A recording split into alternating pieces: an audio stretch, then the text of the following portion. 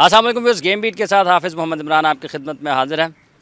यहाँ पर आप देख रहे होंगे कि सलाहुद्दीन सल्लू साबिक चीफ सेलेक्टर, साबिक टेस्ट क्रिकेटर हैं पाकिस्तान के, आपको नेट्स में बैटिंग करते हुए नज़र आ रहे हैं। और जो बॉलिंग कर रहे हैं वो इस वक्त पाकिस्तान के चीफ सेलेक्टर हैं और साबिक टेस्ट क्रिकेटर हैं मोहम्मद इलियास। 35 साल के बाद सलाहुद्दीन सल्लू ने आज बैट पकड़ा है और नेट में प्रैक्टिस की है।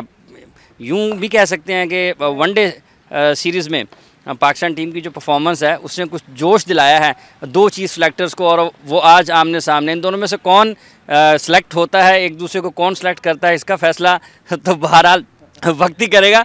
और मेरी बाएं जानिब यहाँ पर आप देख रहे होंगे, आपको अज़हर ज़ैदी साहब भी नज़र आ रहे होंगे। सलाहुद्दीन सल्लू साहब ने खासा जोर लगाया इनको कि ये बॉलिंग के लिए आए हैं, लेकिन चूँकि कप्तान जी इस वक्त बड़े सूटेड बूटेड हैं और मट्टी अंपायरिंग के फ़राइज़ ज़ैदी साहब भी अंजाम दे रहे हैं। जैसे कैसा लग रहा है आपको सलाहुद्दीन सल्लू को और मोहम्मद इलियास को खेलता हुआ देखते? मैंने मेरा ख्याल है कहा अभी इलियास साहब को कि मेरा ख्याल है पाकिस्तान टीम की वनडे की परफॉर्मेंस देख के आप खुद तो नहीं फॉर्म में आ गए।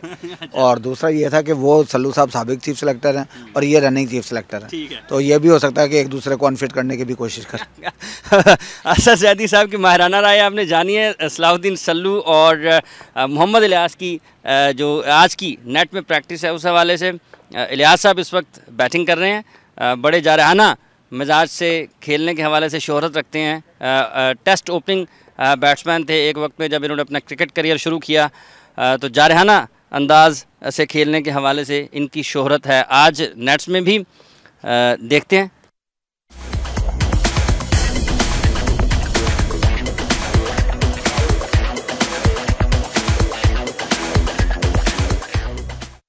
व्यूअर्स, आपने नेट्स में देखा बॉलिंग करते हुए मोहम्मद इलियास साहब को जो कि चीफ सेलेक्टर हैं, और सलाहुद्दीन सल्लू साहब को जो साबिक चीफ सेलेक्टर हैं बैटिंग करते हुए। 35 साल बाद सलाहुद्दीन सल्लू जो है इन्होंने आज बैट और बॉल से दोबारा रिश्ता जोड़ा। इलियास साहब भी कम अब खेलते होंगे। आज का इनको ये हल्का सा खेल कैसा लगा, इनसे जानेंगे।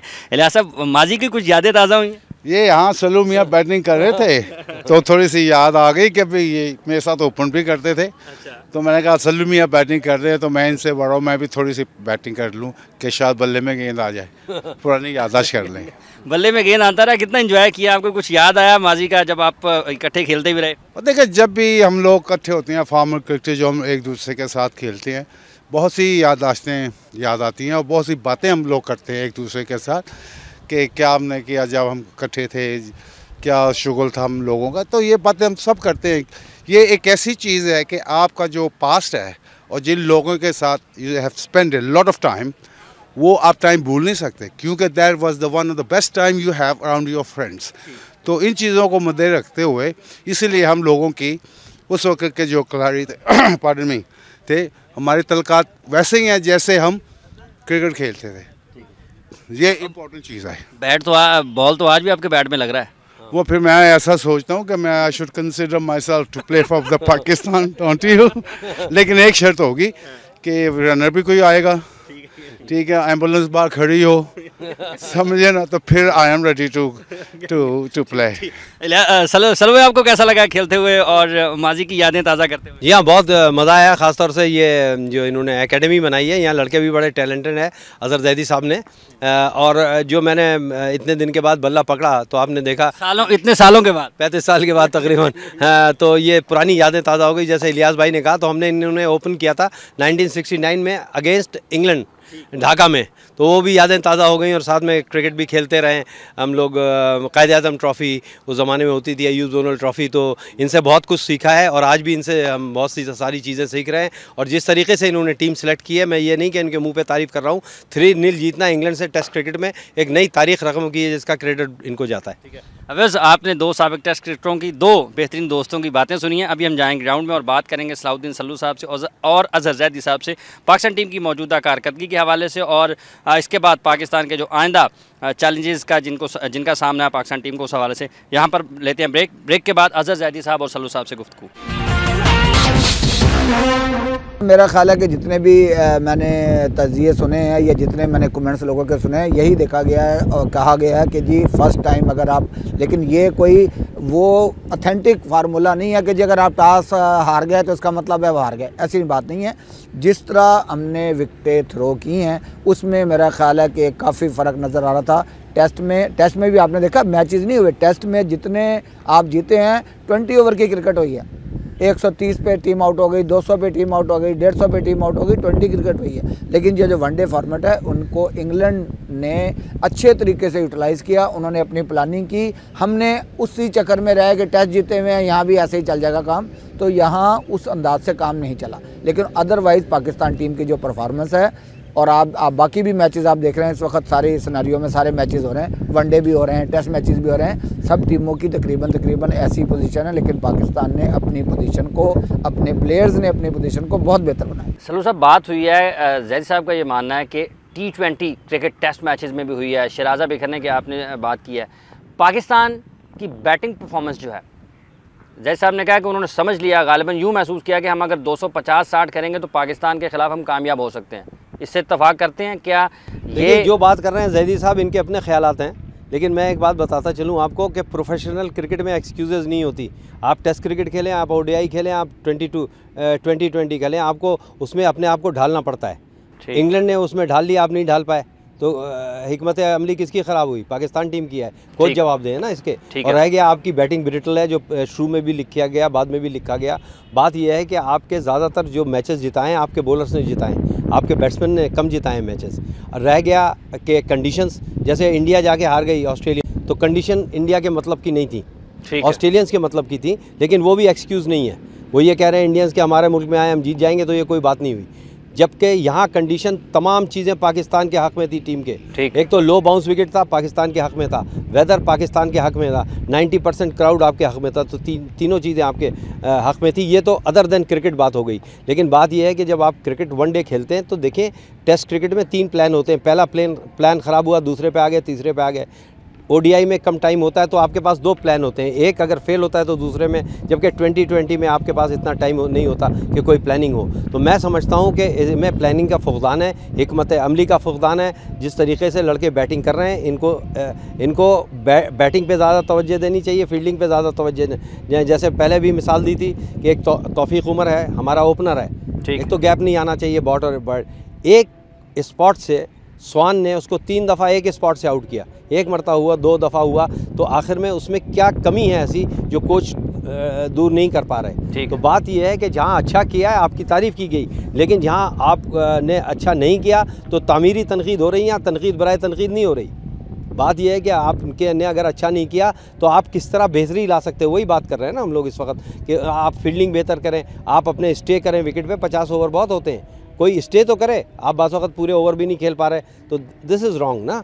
आप पाकिस्तान टीम यकीनन कम बैक कर सकती है, लेकिन जैसे माजी में प्लेयर थे वो टीम मिसबा के पास नहीं है जो इमरान खान के पास थी। वक़ार यूनुस, वसीम अकरम, ख़ुद इमरान खान, ये तो अटैक होता था, अब्दुल कादिर, इकबाल कासिम, तौसीफ़ अहमद से चॉइस होती थी, विकेट कीपर मोइन खान, राशिद लतीफ़ होते थे, मिडिल ऑर्डर बैटिंग आपकी कमाल थी, सलीम मलिक, मियादाद कमाल के प्लेयर थे ना। ठीक है, तो कप्तान खुशकिस्मत होता है, ऐसे टीम अच्छी, जैसे क्लाइव लॉर्ड के पास थी, ग्रेग इयन चैपल के पास थी, और टीमें बड़ी अच्छी थी। तो इन्हें मेहनत करना चाहिए, फोकस करना चाहिए, इनको फ़तेह को अपने सर पे नहीं चढ़ाना चाहिए, बल्कि इनको बेहतर करना चाहिए, और इनमें तो तमाम सलाहियतें हैं कि कम बैक कर सकें। अच्छा जी, जैदी साहब, सिलेक्शन की बात की है सल्लू भाई ने कि सिलेक्शन के जो मामलात हैं उसमें भी अगर गड़बड़ हो तो टीम अपने डगर से हट जाती है, अपने रास्ते से हट जाती है।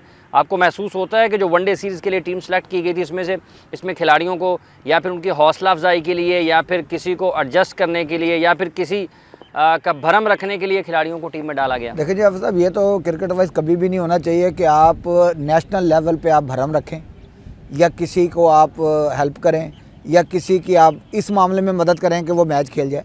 और बड़े तरीके हैं मदद के। जहाँ तक सिलेक्शन का ताल्लुक है, आप ये देखें कि जैसे ही ये वनडे हुआ तो ये सिलेक्शन पे जब आप जीतते हैं बहुत सारी चीज़ें अंडर कारपेट रहती हैं, छुप जाती पता हैं। नहीं लगता। ठीक है, बहुत सारे हमारा प्रॉब्लम ये है कि जैसे अब सल्लू भाई ने भी बात की कि इमरान खान के वक़्त में या क्लाइव, वो वक़्त अब गुजर गए। अब तो जो हमारे पास है हमने वही देखना है कि यार इसमें से हम कैसी बेहतरी ला सकते हैं। उसमें आपने देखा जब मोहम्मद आमर आया उसने आउट क्लास बॉलिंग की, वो उस चक्कर में फंस गए। जब सलमान बट था, वो was a very good batsman, वो और किसी एक टीम सेट होने लगी थी और हमने इंग्लैंड को इन इंग्लैंड जीता, ऑस्ट्रेलिया को इंग्लैंड के ठीक उस है पर जीता और बहुत बड़ी विन थी वो। लेकिन हमारी बदकिस्मती थी कि हमारे प्लेयर उस तरफ हमारी मुश्किल में पड़ गए। अब फिर टीम ने एकदम देखें, जहाँ 3 टेस्ट मैचेस थे, वहाँ आप क्या समझते हैं कि इंग्लैंड का थिंक टैंक कहाँ था, वहाँ उनकी स्ट्रैटेजी कहाँ थी, वहाँ उनकी प्लानिंग क्या थी? आया उनको कोई बताने वाला नहीं था कि यार एक मैच आप जीत लें। जब नहीं जीता जाता तो नहीं जीता जाता। लेकिन हाँ, क्योंकि अब हमारी टीम इस वक्त हारी है, तो हमें इसमें सोचना चाहिए कि सिलेक्शन बराए हेल्प नहीं होनी चाहिए कि यार आप जिसे कहते हैं ना कि आप एंगलिंग नहीं होनी चाहिए इसमें। अगर जिस लड़की की जगह बनती है उसको खिलाना चाहिए, और for the betterment of the team, और ऑलवेज गो फॉर विन, कोशिश ये होनी चाहिए। अच्छा सल्लू भाई, ये बताइएगा, सिलेक्शन की हम बात कर रहे हैं, आप चीफ सेलेक्टर भी रहे, सिलेक्टर भी रहे, एक अरसे से आप पाकिस्तान की क्रिकेट को बड़े करीब से देख रहे हैं। चेयरमैन जब ये कहते हैं, जब सरबराह बोर्ड का ये कहता है कि सिलेक्शन मेरिट पर होगी, इंसाफ के तकाजे पूरे किए जाएंगे, फिर अगर गड़बड़ की खबरें सुनने में मिलती हैं, फिर अगर किसी कप्तान को या किसी और शख्स को कुर्बानी का बकरा बनाया जाता है किसी एक खिलाड़ी को टीम में शामिल करने के लिए, तो इस रिवायत को हम ख़त्म कर सकते हैं? ये अब ज़्यादा हुई है या आपके दौर में भी ऐसी सूरत हाल रहती थी? देखिए, जब से पाकिस्तान क्रिकेट हो रही है ये चीज़ें चलती आ रही हैं। कहीं पर आपको जब तक आप ये देखिए, सिफारिश का नासूर बड़ी बुरी तरह हमारे माशरे में सराहियत कर दिया है। वो खेल नहीं है, वो सियासत भी है, खेल भी है, इंस्टीट्यूशंस भी हैं। बड़े बड़े इंस्टीट्यूशन में सिफारिशें होती हैं, जो इनकॉम्पिटेंट लोग होते हैं उन्हें वो पोस्ट दे दी जाती है जिसके वो अहल नहीं होते। एक बात में मैं पूरी तरह मुत्तफ़िक़ हूँ इनके अपना ज़ैदी साहब से, वो ये है कि दोस्ती यारी कभी भी उसको ऊपर नहीं लाना चाहिए मेरिट के। यहाँ पर यह हुआ है कि शुएब मलिक की टीम में नाम नहीं था, सिलेक्शन कमेटी ने एक टीम दी, अनाउंस कर दी थी, शुएब मलिक का नाम नहीं था। अब ये कह रहे हैं कि उसका फिर नाम डाला गया, तो सिफारिश हुई ना। जब आपने सिफारिश को लिया और आपको उसको खिलाना भी पड़ा, अगर आप उसको नहीं खिलाते तो कहते क्यों ले गए, तो दोनों तरफ से फंस रहे थे ना एक तरीके से। तो उन्हें खिलाया, उन्होंने जिस तरीके से परफॉर्मेंस दिया वो दुनिया ने देखा। अब आप देखें कि डोमेस्टिक क्रिकेट में नहीं था, डोमेस्टिक क्रिकेट में है उस्मान सलाहुद्दीन का 3 कंसेक्यूटिव 100 खर्चे का एक लड़का, तो आप उसको क्यों नहीं ले जाते? ये आपका पैमाना है ना, ठीक है। ये टेस्ट क्रिकेट का आपका पैमाना है, कायद-ए-आज़म ट्रॉफी है, पैट्रन्स ट्रॉफी है, ये पैमाना है। आपको वनडे क्रिकेट का वो है। जो लड़के जो बेचारे कर रहे हैं, तो जो मेरिट पे आ रहे हैं उनको नहीं ले रहे, सिफारिशियों को ले रहे हैं, तो यही हाल होगा ना। ये बिल्कुल सही कह रहे हैं ज़ैदी साहब कि यहाँ यारी दोस्ती ख़त्म करें। इस पे चेयरमैन को नोटिस लेना चाहिए, उन्हें बताना चाहिए कि भाई ये टूरिंग सिलेक्शन कमेटी से पूछना चाहिए कि एक 11 में आप 3-3 स्पिनर खिला रहे हैं, आप मेरे ख्याल में 4 फास्ट बॉलर लेके गए हैं, उनका कोई फ़र्क नहीं पड़ रहा। देखिए, इंग्लिश प्लेयर्स ने, इंग्लैंड ने क्या किया है, उन्होंने एक स्ट्रेटेजी के, एक हिकमत अमली के तहत एक काम किया है जिसमें वो कामयाब हुए हैं। हमने ODI की हिकमत अमली तैयार नहीं की जिसके जवाबदेह कोच हैं। अगर बॉलिंग ख़राब होती है तो बॉलिंग कोच हैं, अगर फील्डिंग ख़राब हो रही है, जो रोज़ तनज़्ज़ुली का शिकार हो रही है, लेकिन वो जो है आप देख लें फील्डिंग कोच अपनी जगह बरजमान है।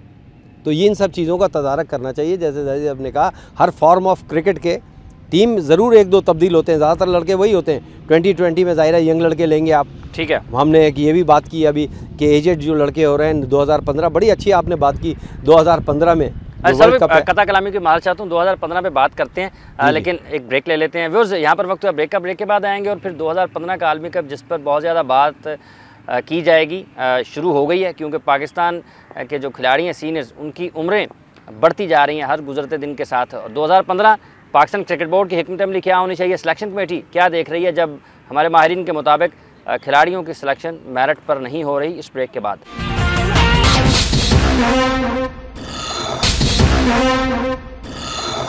Welcome back. बात कर रहे हैं हम सलाहुद्दीन सल्लू, साबिक चीफ सेलेक्टर और कौमी क्रिकेट टीम के साबिक मैनेजर अजहर ज़ैदी साहब से। सल्लू साहब, 2015 के आलमी कप की हम बाद में करेंगे, थोड़ा बात करते हैं मौजूदा सूरत हाल में। बैटिंग ऑर्डर की अगर हम बात करते हैं, असद शफीक, उमर अकमल, अजहर अली, ये ऐसे खिलाड़ी हैं, जुनैद खान, जिनको पाकिस्तान का मुस्तकबिल कहा जा रहा है। इनके साथ जिस तरह से बर्ताव किया जा रहा है, वहाब रियाज को भी उनमें शामिल कर लेते हैं, आप समझते हैं कि हम ग्रूम कर रहे हैं खिलाड़ियों को, उनकी हौसला अफजाई कर रहे हैं या फिर हौसला शिकनी कर रहे हैं? मेरे ख्याल में आपने बड़ी अच्छी बात की, हौसला शिकनी पे ज़्यादा जाऊंगा, मैं नेगेटिव बात नहीं कर रहा। मगर देखें, आप जैसे असद शफीक है, एक वक्त आप नंबर 3 पे भेजते हैं, दूसरी मैच में उसको बाहर कर देते हैं, ठीक है। तो बात यह है कि एक लगा कि इसका हौसला अफजाई की जा रही है। अजहर अली है, अब इसमें एक बात और अर्ज़ करता चलूँ कि 3 हमारे मिडिल ऑर्डर बैट्समैन हैं। एक वर्ल्ड क्लास प्लेयर है यूनुस खान, अज़हर अली और मिसबाह उल हक।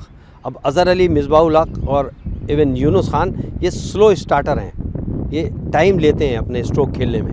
ये अज़हर अली नंबर 3 पे अगर आते हैं, इज़ नॉट रिकी पॉन्टिंग और ज़हीर अब्बास और विव रिचर्ड, नंबर 3 के प्लेयर के पास स्ट्रोक्स बड़े होते हैं, ठीक है ना।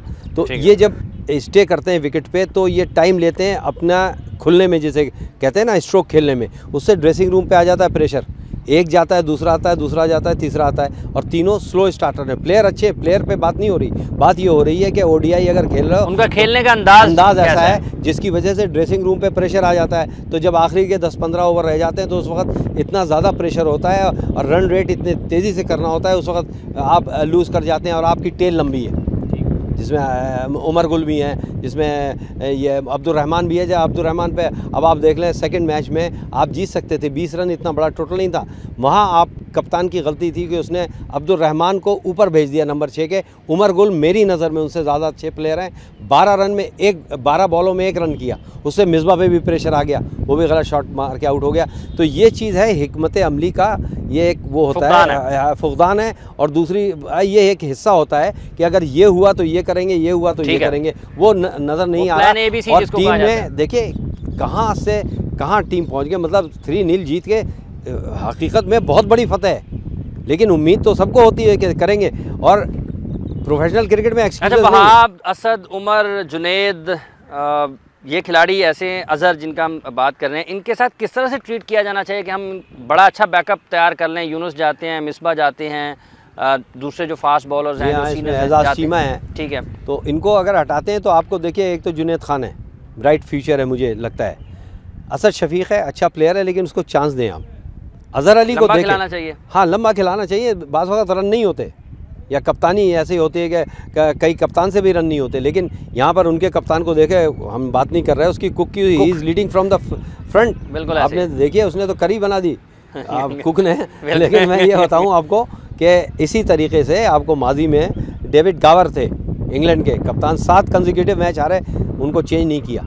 तो बात ये है, हम बैटिंग की बात कर रहे हैं, असद शफीक है, अज़हर अली है, मुस्तकिल सीमेंट कर लें ये अपनी प्लेस, फिर जो एजेड प्लेयर है वो धीरे धीरे फेड आउट हो जाते हैं। अच्छा जैदी साहब, अज़हर अली को वनडे टीम में आपके ख्याल में डाल देना चाहिए या फिर उसकी जो तवज्जो है वो टेस्ट क्रिकेट पर ही रखी जाए तो ज़्यादा बेहतर है? पहले तो हाफिज़ जी आपने ये बात की ना कि प्लेयरों को ग्रूम कर रहे हैं, तो मैं उस बारे में बताऊं कि बेसिकली कि कुछ तो मेरा ख्याल है चाह रहे हैं ग्रूम हो, और कुछ ये चाहते हैं क्रिकेट से महरूम हो जाएं।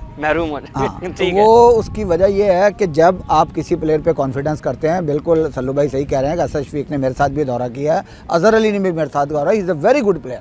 लेकिन जब आप उसको एक कॉन्फिडेंस, ये नहीं होता कि आप पिछले दौर में चले जाएँ कि हर प्लेयर का एक नंबर था, ठीक है, मौके की मुनासबत से, स्कोर की मुनासबत से, मैच की मुनासबत से आप ऊंच नीच करते रहते हैं, लेकिन सबको पता होता था कि चौथे नंबर का बैट्समैन कौन सा है, 1 डाउन कौन सा है, 5वां कौन सा है, आखिर ये पता होता था कि लास्ट में हमारे पास हिटर कौन है। अब हम इस चीज़ से बिल्कुल हट गए, हम कहते हैं यार अगर 1 डाउन है चला तू 1 डाउन चला जा, हमें लड़कों की जगह पक्की रखनी चाहिए, बिल्कुल तैयारी चाहिए, और अज़हर अली पे पूरा एतमाद करना चाहिए तक यार बगैर किए। और no doubt Shoaib Malik is a very good player, बहुत बड़ा प्लेयर है, लेकिन आपने उसको इस मखमसे में डाल दिया कि था नहीं था, है नहीं था। अगर वो पहले ही अनाउंस होता तो मेरे ख्याल कोई प्रॉब्लम ऐसी नहीं थी। और जब भी कोई मौका मिलता, ज़रूरी नहीं है कि अगर एक जैसे बड़े प्लेयर 4 इकट्ठे हो जाएँ तो वो चारों को चारों खेलेंगे। टीम की बेहतरी के लिए मैं समझता हूँ चाहे बड़ा प्लेयर भी बाहर बैठे, आप देख लें अगर अंडर 20 ओवर मैच है, 1 डे मैच है, टेस्ट मैच है, सारी टीमों के मुख्तलिफ फॉर्मेट के कप्तान हैं और सारे एक दूसरे को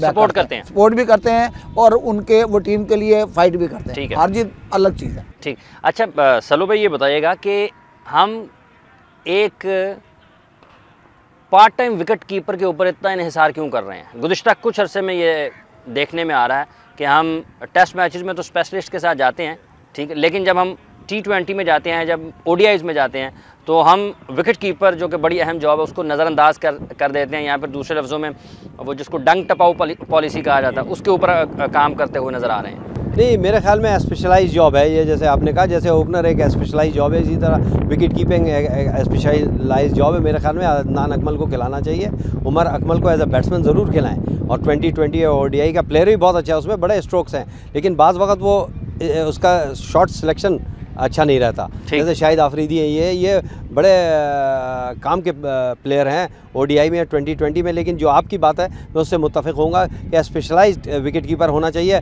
अब उसने एक कैच छोड़ा 28 पे कुक का, और आप देखें 100 कर गया। एक बड़े प्लेयर का एक कैच छोड़ना आपने, इसी तरह आप देख लें फील्डिंग में मैं नहीं समझता। इसी तरह रोस टेलर का छोड़ा था जब कामरान अकमल ने वर्ल्ड कप में। हाँ उसका वो देखिए, और सबसे बड़ी मिसाल मैं आपको देता चलूँ, वर्ल्ड कप में हर्षल गिब्स जो दुनिया का बेहतरीन फील्डर है, उसने स्टीव वॉ का कैच छोड़ा, 100 कर गया। उसने कहा you have just drop the world cup, उसका भी कॉन्फिडेंस देखें, और उसके बाद उसने 100 कर दिए। तो फील्डिंग एक ऐसा शोबा है, कीपिंग ऐसा शोबा है जो बड़ा बहुत ही अहम किरदार अदा करता है ओडीआई 2020 टेस्ट क्रिकेट में। तो आपकी बात सही है, हमें स्पेशलाइज उस पर जाना चाहिए और पाकिस्तान टीम में पूरी सलाहियत है कि वो कम बैक कर सके, लेकिन एक स्ट्रेटेजी के तहत, एक उसके तहत इन्हें खेलना पड़ेगा। जैसे जैदी साहब ने कहा है, उन्होंने अपनी हिकमत अमली तैयार की हुई थी, हमने होमवर्क नहीं किया था। हम शायद अभी तक उसी में गलता थे कि हम टेस्ट जीते हुए हैं, लेकिन वो पीछे छोड़ देना चाहिए। आपने बहुत अच्छी कामयाबी हासिल की, अब छोड़ के अब ओडीआई में देखे लो, इसके बाद 2020 पे फोकस करो, सिर्फ क्रिकेट पे फोकस करो। जैसे फास्ट बॉलर्स के हवाले से बताइएगा, कभी एजाज चीमा खेल रहे हैं, कभी वहाब रियाज खेल रहे हैं, आपके ख्याल में एक ही मैच वहाब रियाज को खिलाने के बाद फिर बाहर बिठा देना और टेस्ट मैचेस में भी चांस ना मिलना और फास्ट बॉलर्स पर उतना ज़्यादा इन्हिसार ना करना, बावजूद उसके कि टेस्ट मैचेस में भी फास्ट बॉलर्स इंग्लैंड की तरफ से खासे कामयाब रहे और पाकिस्तान की तरफ से भी। आफर साहब, पहली बात तो ये है कि टीम में ना अकोमोडेटिंग पॉलिसी नहीं होनी चाहिए कि यार विकेट कीपर पार्ट टाइम करा लो, इसको अकोमोडेट कर लो। अकोमोडेट बात नहीं होनी चाहिए, ये अकोमोडेट की बात है, right man for the right job. कि देखें अकोमोडेट किया जा रहा है प्लेयर्स को। सलू भाई आपके अकोमोडेट, ये बात सही कह रहे हैं, इसलिए आपने अकोमोडेट किया ना, एक विकेट कीपर एक्स्ट्रा खिला के शुएब मलिक को अकोमोडेट करना था आपने। जो आपका विकेट कीपर था उसको हटा के काम उमर अकमल से करा दिया कि जगह बन जाए। तो ये चीज़ें छोड़ना चाहिए, बिल्कुल सही कह रहे हैं। यही सिफारिश का नासूर आ जाता है। ठीक है, मैं आपको हकीकत बता रहा हूँ, बेहतर यही है कि ये जो टीम बेस्ट पॉसिबल टीम है, देखिए जो सिलेक्शन से क्योंकि मेरा ताल्लुक़ रहा है, तो आप क्या देखते हैं सिलेक्शन में, एक मद्दे मुकाबिल को देखते हैं कि उसमें किन शोबे में मजबूत है वो। दूसरा आप देखते हैं कि किन हालात में आप क्रिकेट खेल रहे हैं। तीसरा कि जो मद्दे मुकाबिल के फास्ट बॉलर हैं, स्पिनर हैं, इनको आपको कैसे टैकल करना है, उनके बैट्समैन को। इंडिया जाते हैं स्पिनर्स को जो टैकल करता है अच्छा, ऑस्ट्रेलिया जाते हैं बाउंसी ट्रैक्स होते हैं, इंग्लैंड जाते हैं सीमर्स ट्रैक होता है। इन सब चीज़ों को मद्देनज़र रखते हुए अब यहाँ की सिलेक्शन कमेटी ने तो का काम ख़त्म हो गया है। अब ये टूरिंग सिलेक्शन कमेटी का काम है, जो कि मेरे ख्याल में सही अंजाम नहीं दे रही। ठीक है जी साहब। अब जी देखें, हम खाली मेरा ख्याल है सिर्फ शुएब मलिक के पीछे पड़ गए हैं हम कि शुएब मलिक बहुत अच्छा प्लेयर है। बात सिर्फ अकोमोडेट ये हो रही है कि अब आपने फास्ट बॉलर की बात की, अदनान अकमल विकेट कीपर के साथ बैट्समैन भी बहुत अच्छा है। मैं आपको बताऊं, वो 20 का भी अच्छा है, वनडे का भी अच्छा है, टेस्ट का वो है ही अच्छा। बात सिर्फ ये है कि आप क्लिक कब करते हैं, कोई बैड डे भी आता है, अच्छा दिन भी होता है विकेट कीपर पे, लेकिन विकेट कीपर स्पेशलाइज ही होना चाहिए, हर हालत रेगुलर होना चाहिए, रेगुलर विकेट कीपर होना चाहिए। और फास्ट बॉलर का देखें, आजकल अभी ये ट्रेंड चल गया और लोग कामयाब भी हो जाते हैं कि स्पिनर से ओवर शुरू करा दिए, लेकिन फास्ट बॉलर का एक अपना शोबा है। अगर आप वहाब रियाज को देख रहे हैं तो उसने परफॉर्मेंस दी है, करके दिखाया।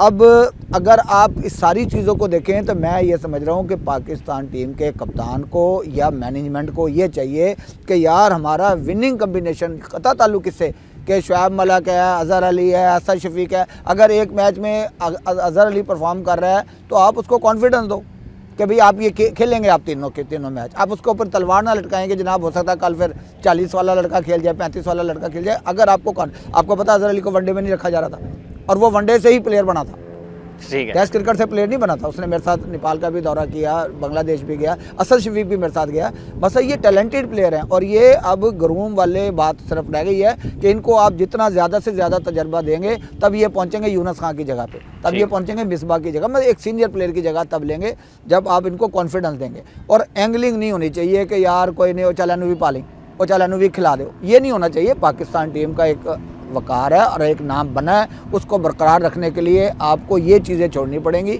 और देखें अब तो इतने फॉर्मेट हो गए कि आप कहीं भी बंदे को खिला के जिस जगह जिसकी बनती है वहाँ खिलाएं बस। ठीक है। अच्छा सलो भाई, ये बताइएगा कि अगर हम कौमी टीम की कारकर्दगी, कोई शक नहीं है बहुत अच्छी जा रही है, लेकिन ये बहस भी बहुत ज़्यादा होती है कि हमारी हिकमत अमली है वो दिफाई नज़र आती है अक्सर व बेशतर। कप्तान भी दिफाई सोच के साथ ग्राउंड में उतरते हैं। कोच मोहसिन खान इस पे ये कहते हैं कि हम एक जीता हुआ मैच जो है वो हार नहीं सकते। नहीं, देखिए इसमें दो नज़रियात होते हैं। एक इमरान खान की पॉलिसी थी वो होती थी attack is the best defence. वो कोशिश करते थे कि शुरू के 3-4 प्लेयर आउट कर लें तो ड्रेसिंग रूम पे प्रेशर हो जाए।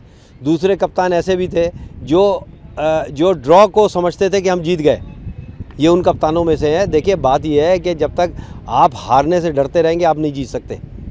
इनके पास वो प्लेयर तो नहीं है जो उन लोगों के पास जैसे माजी में बात हो रही थी, वो वक्त गुजर गया। अब आपको प्लेयर बनाने हैं। और जो आप बात कर रहे हैं कि दिफाई पॉलिसी बाज़ वक्त हमें टीम हार भी जाते हैं, क्योंकि जब आप ज़्यादा बॉक डाउन होंगे ना, ज़्यादा बॉक down silly point silly mid on पे आप आउट हो जाएंगे। और 2 पॉलिसीज़ होती हैं, एक वेस्ट इंडियंस की होती है 60 for 5 है, वो अपना स्ट्रोक खेल के निकलते हैं उस प्रेशर से। ठीक है। और हमारे साउथ एशियन क्या करते हैं, अगर 60 पे 5 आउट हो गए सर झुका के सिंगल जैसे सुनील गावस्कर, हनी मोहम्मद, या अभी भी यही होता है कि दब जाते हैं। तो अटैक करके भी निकलते हैं और इस तरीके से भी निकलते हैं। तो एक अटैकिंग पॉलिसी होती है, इसमें बाज़ वक़्त मैच हार भी जाते हैं। तो जब तक ये डरते रहेंगे ना, हारने से ही जीतेंगे नहीं, ये जीत के दिखाए। लोग उसी को याद करते हैं जो अटैकिंग होती है। जी हाँ, कि उस तरह से खेलें, उस तरह खेलें ताकि सिली पॉइंट सिली मिड ऑन जब भी हटते हैं जब आप अटैक करते हैं। ठीक है। क्यों आप जितने बॉक डाउन होंगे उतनी ज़्यादा प्रेशर आता जाएगा ड्रेसिंग रूम पे। और जैसे माजी में ज़ाहिर है प्लेयर थे, इमरान खान थे, मुश्ताक मोहम्मद थे, ये एग्रेसिव कप्तान थे। ठीक है व्यूअर्स, बात हम कर रहे हैं सलाहुद्दीन सल्लू और अजहर जैदी से। यहाँ पर वक्त ब्रेक का, ब्रेक के बाद आएंगे और फिर बात करेंगे 2015 के लिए आलमी कप के लिए सिलेक्शन कमेटी और पाकिस्तान क्रिकेट बोर्ड की पॉलिसी क्या होनी चाहिए।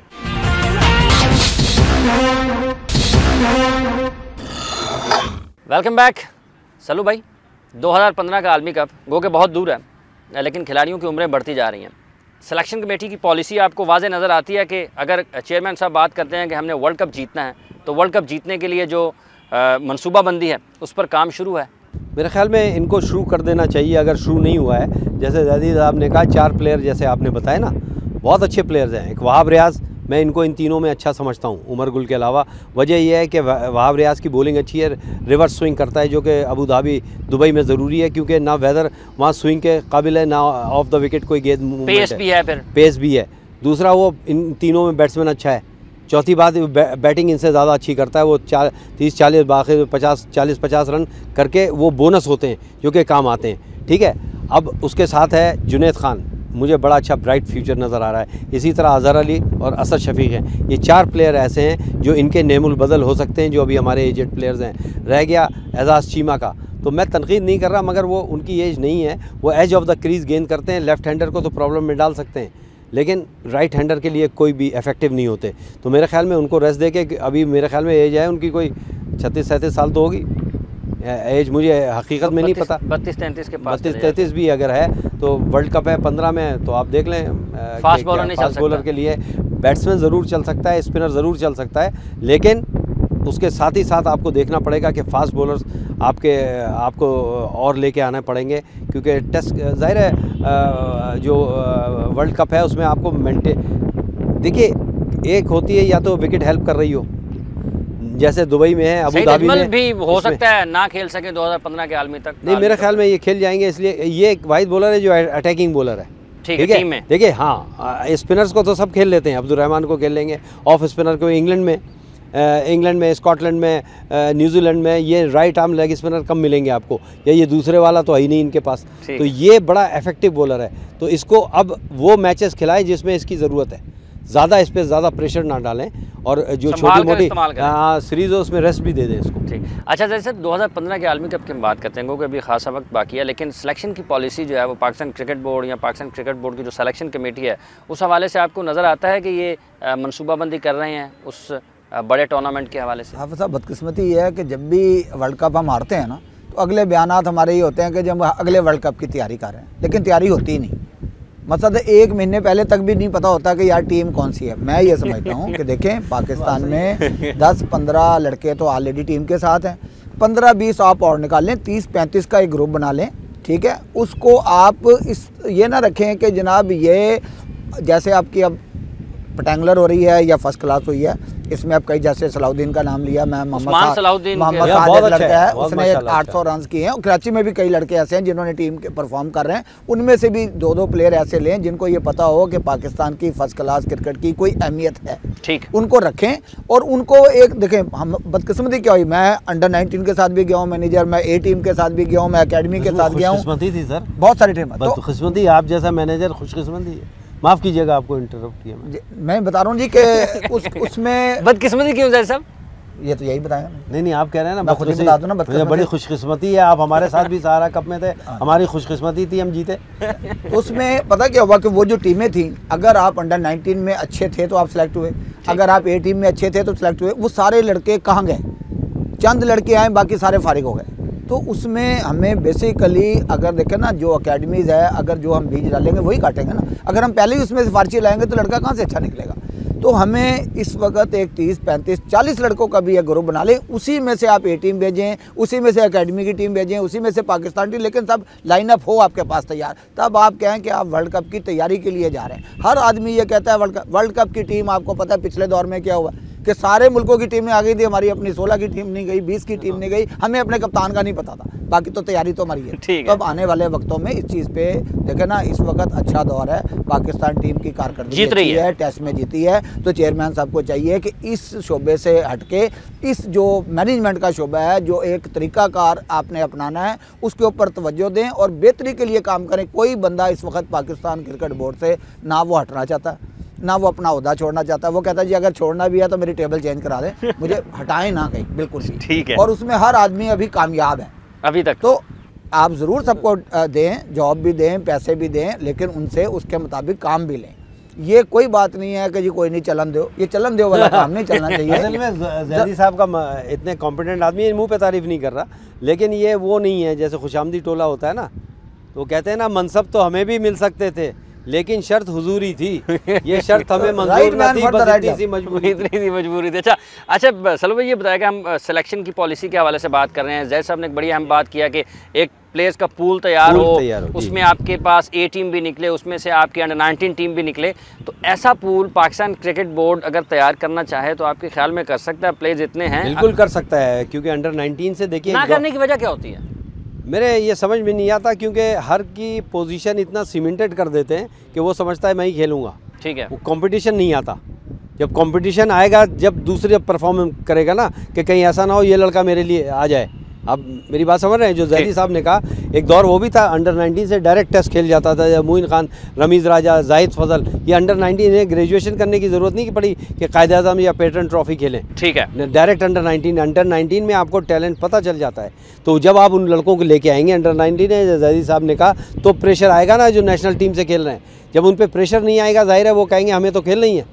तो ये चीज़ें निकालने के लिए चेयरमैन साहब मेरे ख्याल में सही सिमत में जा रहे हैं। ये कोशिश ये करें कि अच्छा कोच ले आएँ बाहर का। देखिए बाहर के कोच लाने से एक फ़र्क ये भी पड़ेगा कि सिफारिश कम हो जाएगी। अच्छा, बाहर का कोच चेयरमैन बोर्ड को जवाब दे नहीं होगा? बिल्कुल होगा, क्यों नहीं होगा? चेयरमैन साहब ने कह दिया जी कि फलां खिलाड़ी को शामिल कर लें, तो वो क्या करेगा? नहीं, ये सोचना चाहिए चेयरमैन साहब को, अगर पाकिस्तान की बेहतरी के लिए है और उसको भी जवाबदेह होना चाहिए। लेकिन ये जो होंगे, जैसे पहले माजी में उससे भी पूछते थे नसीम अशरफ साहब, इस लड़के को क्यों लिया है और इस लड़के को क्यों नहीं लिया है, उसके लिए आपके पास जवाब होना चाहिए। आप सेटिस्फाई करें। जो आप बात कह रहे हैं ना कि चेयरमैन ने कहा इसको ले लो, तो कोच कह सकता है कि साहब इसको इस वजह से नहीं ले सकते हम, ठीक है ना। लेकिन जब बाहर सियासी दबाव के आगे, सियासी दबाव चेयरमैन पे होगा, कोच पे नहीं होगा।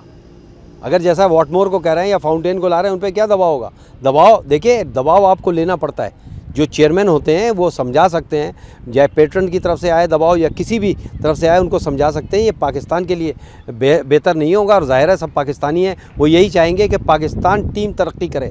और जब तरक्की के लिए बात करेंगे तो प्योर मेरिट की बात करें। प्योर मेरिट के लिए आप रूथलेस और ऑनेस्ट हो जाएँ। ठीक, जब रूथलेस और ऑनेस्ट होंगे तो दबाव बहुत आएगा चेयरमैन साहब के पास, और वो चेयरमैन साहब उसको काउंटर कर दें। और टीम के ऊपर ज़्यादा, ज़ाहिर है वो खुद तो इंटरफेयर नहीं करेंगे। जो टीम बना के देती है उसमें पूछ लें, अगर उनको उनके जहन में है कोई ऐसी चीज़ कि ये लड़के के साथ जाती हो रहे, तो पूछे बुला के क्यों जाती कर रहा है। अच्छा जैद साहब, ये बताइएगा कि पाकिस्तान क्रिकेट बोर्ड गैर मुल्की कोच के हवाले से ख़ासी शिद्दत दिखाई देती है कि हमें गैर मुल्की कोच ही लाना चाहते हैं। पाकिस्तान की जितनी भी बड़ी कामयाबियां हैं वो एक अपने देसी कोच के होते हुए हमने हासिल की हैं। 1992 का वर्ल्ड कप ले लें, उसके बाद हमने T20 वर्ल्ड चैम्पियनशिप जीती वो हम ले लें, इंग्लैंड के ख़िलाफ़ हालिया जो तारीख़ी सीरीज़ जीती है इसको हम ले लें। इसके अलावा भी अगर दीगर बड़ी कामयाबियों का हम जिक्र करते हैं तो हमने अपने कोच की कोचिंग में हासिल की। फिर क्या वजह है कि हम एक गैर मुल्की कोच के हवाले से इतना इसरार करते दिखाई दे रहे हैं और उसके ऊपर इतनी कोशिश कर रहे हैं?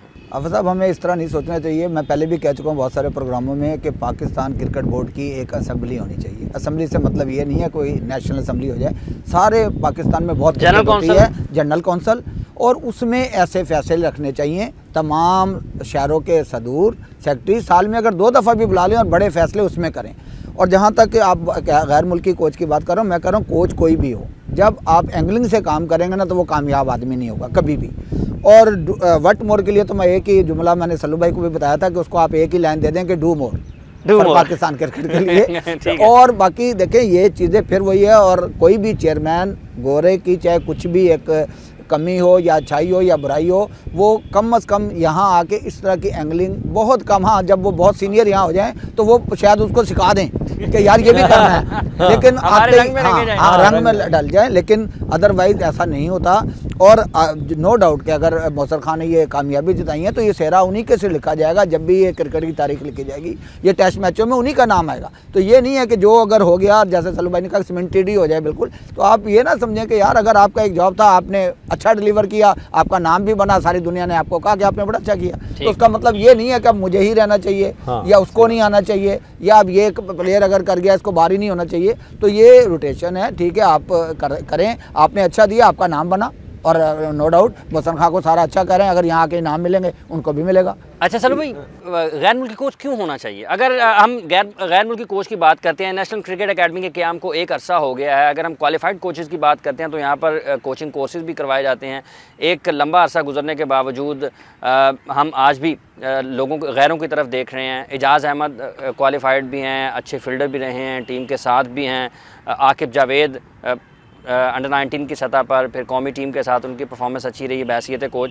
फिर भी हम बाहर क्यों जा रहे हैं, गैरों की तरफ क्यों जा रहे हैं? वजह यह है कि आपने बहुत अच्छी बात की कि 1992 में वर्ल्ड कप जीते, इंतखाब आलम कोच थे, 1990 में क्वालिफाई किया, आपके मुश्ताक मोहम्मद कोच थे, फिर आपने 2020 वर्ल्ड कप किया, आपका 1999 में मुश्ताक मोहम्मद थे कोच, आपने क्वालिफाई किया, ठीक, उसके बाद आप क्वालिफाई भी नहीं कर सके, सेमीफाइनल में आपके हार गए। लेकिन मेरे जहन में ये है कि बेहतर से बेहतरी की तरफ जाना चाहिए। आपने एजाज़ अहमद की बात की, आप नहीं समझते कि हमारी फील्डिंग उस मैयार की नहीं है जो इंटरनेशनल मैयार होना चाहिए?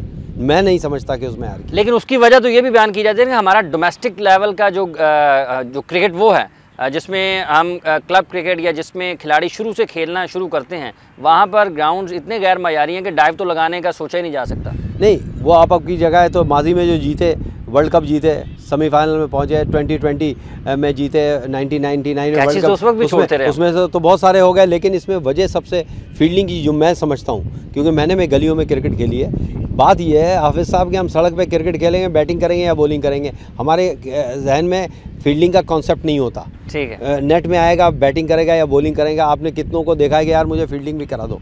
लीग क्रिकेट खेलता था मैं, तो पहले 1.5 घंटा 2 घंटा भर फील्डिंग प्रैक्टिस कराई जाती थी, फिर नेट शुरू होते थे।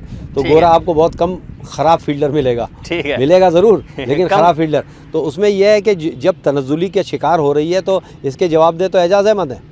ठीक, अगर बैटिंग ख़राब हो रही है, हम बैटिंग पे बातें कर रहे हैं, तो उसके जवाब मोहसिन खान है। आप जवाब दें कि क्यों ख़राब हो रही है। बात यह है कि हम एक चीज़ जीत जाते हैं अगर, तो उस पर हम ये ना करें, उससे सेटिस्फाई ना हो। जीत से भी 10 चीज़ें सीखता है आदमी, 10 चीज़ें सीख। हम जब हारते हैं तो हम अपनी कमज़ोरियाँ, जैसे हम लोग अभी बात कर रहे हैं कि हार गए ना, तो बात कर रहे हैं जीतने पे भी 10 कमज़ोरियाँ नज़र आई थी। 99 में आउट हो गए, कभी 91 कर रहे हैं आप बांग्लादेश के ख़िलाफ़ 91 पे आप स्ट्रगल कर रहे थे 91 चेज़ करने को। तो वो चीज़ें भी जहन में रखना चाहिए। मेरे ख्याल में बेहतरीन इनको फील्डिंग कोच लाना चाहिए, बेहतरीन बैटिंग कोच लाना चाहिए। और जैसे जैदी साहब ने कहा, बड़ी अच्छी बात की, कोई गोरे को टाइम लगेगा सिफारिश लेने में, वैसे नहीं लेगा वो सिफारिश। ठीक है, वो जो प्रेशर आएगा ना सियासतदानों का, गवर्नमेंट का, या कहीं से भी, वो चेयरमैन साहब को लेना चाहिए और उसे काउंटर करना चाहिए पाकिस्तान की क्रिकेट की बेहतरी के लिए। ठीक है। अच्छा सल्लू भाई, आपने एक किताब भी लिखी, सल्लू आप भी थी। जी। उसमें सबसे आपने तकरीबन हर जितने भी अपने साथ काम करने वाले अपने क्रिकेटर्स, अपने ऑफिशियल्स पाकिस्तान क्रिकेट बोर्ड के, उनका आपने जहाँ भी, अभी तक मुझे बहुत ज़्यादा नहीं पढ़ी लेकिन इतनी पढ़ी है, सबसे आप किसी हद तक मुतमिन नज़र आए? कोई आपसे मुतमिन नज़र आया? वसीम बारी पे बहुत गुस्सा निकाला आपने उसमें। नहीं, वसीम बारी पे अदर देन क्रिकेट गुस्सा निकाला, आप सही कह रहे हैं, बिल्कुल सही कह रहे हैं। लेकिन अगर आपने मेरी किताब पढ़ी हो तो उसमें 4 शोबों में मैंने 4 शोबों में जो अपनी ज़िंदगी में मैंने उनका देखा। जिक्र किया कि बहुत नहीं, अच्छे, ठीक है। उसमें नंबर 1 हनीफ मोहम्मद साहब को मैंने कहा इनसे बड़ा बैट्समैन पैदा नहीं हुआ। स्कोर बहुतों के अच्छे हैं, लेकिन वो नेचुरल क्रिकेट, वजह भी बता दूं, वो ना हेलमेट होता, ना चेस्ट गार्ड, ना एल्बो गार्ड, और सामने हॉल और ग्रीन, ठीक है, बिल्कुल ठीक है। अच्छा, बेहतरीन बॉलर मैंने करार दिया फास्ट बॉलर वसीम अकरम। मैं नहीं समझता उससे अच्छा पाकिस्तान की तारीख में कोई अच्छा, इससे अच्छा बॉलर पैदा हुआ। मैं समझता हूँ बॉलर स्पिन बॉलिंग में अब्दुल कादिर, उससे अच्छा मैंने बॉलर नहीं देखा। हो सकता है दूसरों की राय। इकबाल कासिम भी बहुत अच्छे थे, इन दोनों ने बेंगलोर टेस्ट भी दी, आपको याद होगा कहाँ से कहाँ ले गए थे। और कीपिंग में वसीम बारी से अच्छा विकेट कीपर, ये मेरे मुंह से शायद आपको अच्छा ना लगे, लेकिन वो उससे अच्छा विकेट कीपर नहीं हुआ। प्योर विकेट कीपर की हम जैदी साहब बात कर रहे थे। इम्तियाज़ साहब कीपर भी अच्छे थे, बैट्समैन भी अच्छे थे। राशिद लतीफ़ बैट्समैन अच्छा था, कीपर अच्छा था। मोइन खान, सलीम यूसुफ से ये बैटिंग विकेट कीपर थे सब, ठीक है। वसीम बारी के बैटिंग के वो रिकॉर्ड्स नहीं है जो कीपिंग के हैं, तो he was number 1 in my opinion, ठीक है। तो ये बात है जो मेरा भी जिक्र किया सल्लू भाई ने। हाँ, ये इन्होंने बड़े अच्छी तरह हैंडल किया। देखिए उस दौर में हैंडल करना टीम को मजाक काम नहीं था। मैं आपको हकीकत, शोएब अख्तर, वसीम अकरम, इनमें आपस में मैंने लिखा है कि एक दिन ड्रेसिंग रूम में खालिद महमूद साहब चेयरमैन थे, सर पे हाथ रख के बैठ गए थे, ठीक है ना, तो उसमें जैदी साहब ने बड़ा अहम किरदार अदा किया एज ए मैनेजर। ठीक है, बहुत बहुत शुक्रिया आपका सलाहुद्दीन सल्लू साहब। अजहर जैदी साहब, आपका भी बहुत बहुत शुक्रिया। व्यूअर्स, आपने गुफ्तगू सुनी पाकिस्तान क्रिकेट के उन 2 अफराद की जिनके सामने पाकिस्तान क्रिकेट की तारीख़ लिखी जाती रही है और लिखी जाती रहेगी। पाकिस्तान क्रिकेट बोर्ड को 2015 की अगर हम बात करते हैं तो उन तमाम चीज़ों को मद्देनज़र रखना होगा जो वर्ल्ड कप में कामयाबी के लिए ज़रूरी हैं। इंसाफ का बोलबाला होना चाहिए और फ़ैसले जैदी साहब की नज़र में आइन और कानून की मुताबिक होने चाहिए। प्रोग्राम का वक्त ख़त्म हुआ चाहता है। हाफिज़ इमरान को गेम बीट की पूरी टीम के साथ दीजिए इजाज़त। आप अपना और अपने इर्द गिर्द के लोगों का बहुत सा ख्याल रखिएगा। अल्लाह निगहबान।